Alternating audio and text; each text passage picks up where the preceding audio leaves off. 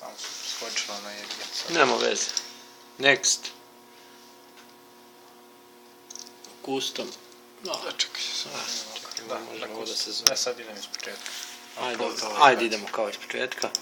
Dobro. Povlačim riječ, nije loša kamera. Custom. Deljenje, kako? Čekaj sad samo. 98, 360, to je D. Ovako ćemo dovršiti.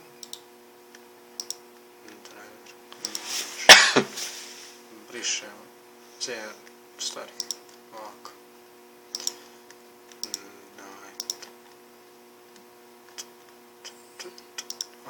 D dvojka, tako? Da. C.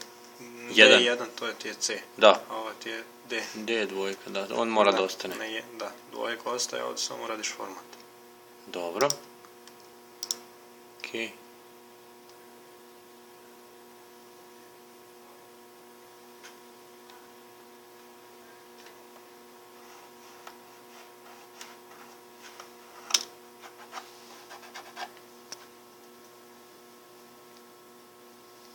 Krupan plan.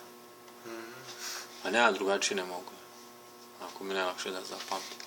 Uzmem S2 od Zorana. A? Telefon. Satra. Ajde, kupi. Kupi. Ne, Zoran ispadam telefon stalno, još to polubati. I ajde. Da. I ajde. Ovakav? Samsung, da. S2. Sve što bilje ima utok. Ti pokazao? Jebote, ogroman je. Ovako formatirano. Ništa sad samo tu na... Deljenje 1. A u stvari, Next. šta je svrha tog 1?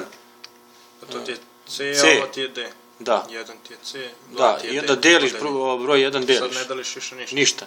Ne deliš ništa, samo tu, to Klikneš na C, to. da, format, i on uradi format i ono završi. I sad izbacio da ti je prazan harta, iš skroz sve isprazni.